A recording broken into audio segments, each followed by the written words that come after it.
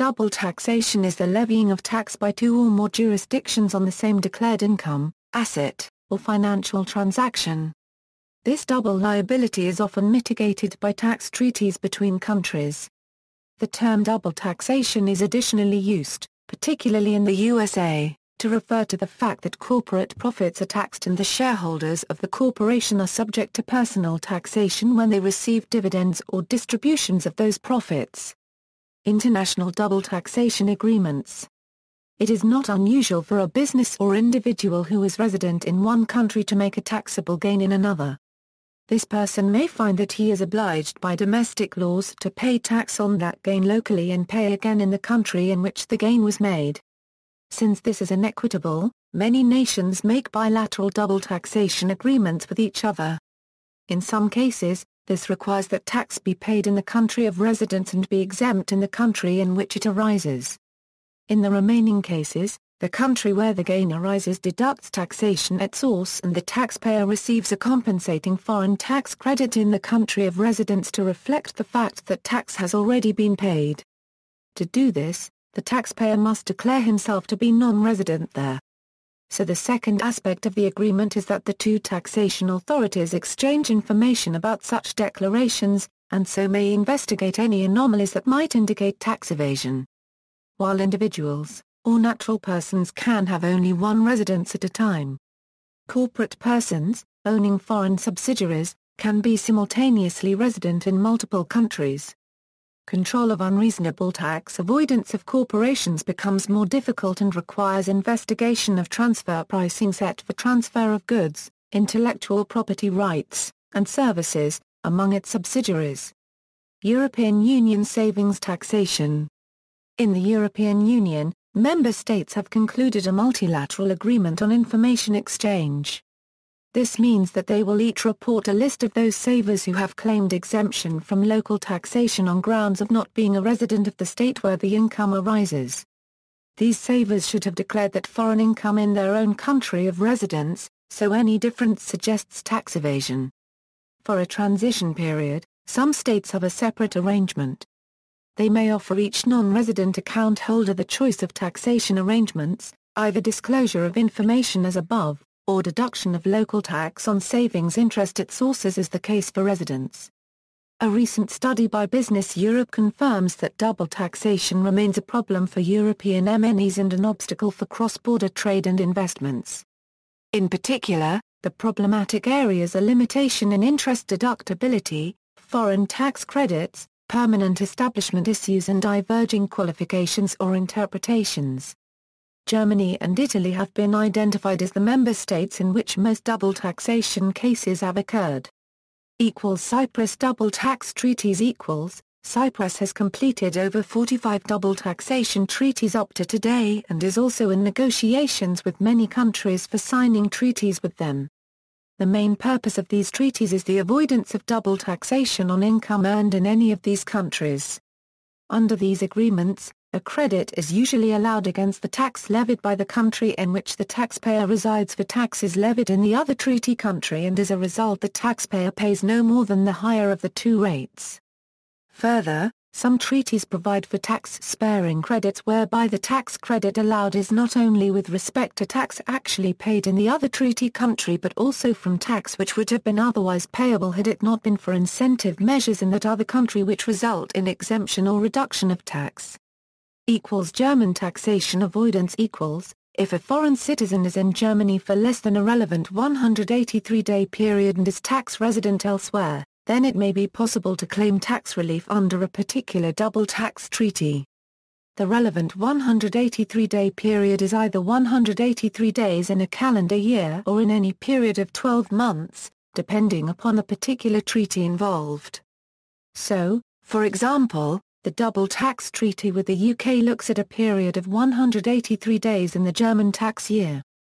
Thus, a citizen of the UK could work in Germany from September 1 through the following May 31 and then claim to be exempt from German tax.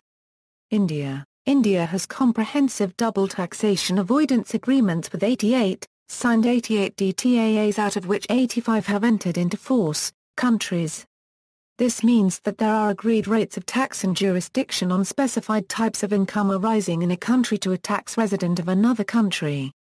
Under the Income Tax Act 1961 of India, there are two provisions, Section 90 and Section 91, which provide specific relief to taxpayers to save them from double taxation.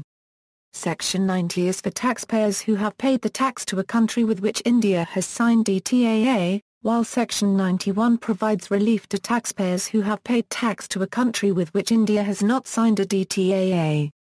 Thus, India gives relief to both kinds of taxpayers. A large number of foreign institutional investors who trade on the Indian stock markets operate from Singapore, and the second being Mauritius. According to the tax treaty between India and Mauritius, capital gains arising from the sale of shares are taxable in the country of residence of the shareholder and not in the country of residence of the company whose shares have been sold. Therefore, a company resident in Mauritius selling shares of an Indian company will not pay tax in India.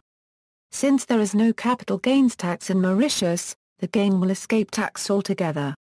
The Indian and Cypriot Tax Treaty is the only other such Indian treaty to provide for the same beneficial treatment of capital gains. Interestingly, Singaporean Euro unregistered trademark S investment of $5.98 billion has overtaken Mauritius Euro unregistered trademark S investment of $4.85 billion as the single largest investor for the year 2013-14. Australia. The broad principle in Australia is that, if you're an Australian resident, you are taxed on all of your worldwide income. If you're a non-resident, you are taxed just on your Australian-sourced income. This presents some problems, because when other countries operate on the same principle, individuals are likely to end up getting taxed twice. Say, for example, you're an Australian who's published a book in the US and earns royalty income in the US from the book. Australia would tax the income and the US would tax it as well. To avoid this, double tax agreements tax treaties are signed, where both countries agree on which taxes will be paid to which country in such a manner as to reduce double taxation. In the example of royalties, the USA-USDTA says the US will tax it at the rate of 5%, and Australia will tax it at normal rates but give you a credit for the 5% you have already paid. For Australian-based residents, this ends up working out the same as if the money had been earned within Australia, whilst still providing a 5% credit to the US. It is worth noting in both Australia and outside, that the DTAs are designed to eliminate double tax, rather than introduce tax. However, if an Australian resident is a US citizen, they may be required to pay US tax. Application of the tax treaty results in the Australian paying the higher tax level for each category of income, often cancelling out the best tax breaks of either country. The US considers Australian superannuation accounts as a Euro non-qualified pension plans a Euro, and these attract US tax as such. The US has some taxes Australia does not, such as on sale of personal residence, and these get added on top without foreign tax credits. United States equals US citizens and resident aliens abroad equals, the US requires its citizens to file tax returns reporting their earnings wherever they reside. However, there are some measures designed to reduce the international double taxation that results from this requirement. First, an individual who is a bona fide resident of a foreign country or is physically outside the United States for an extended time is entitled to an exclusion of part or all of their earned income. That exemption is $97,600 for 2013, prorated.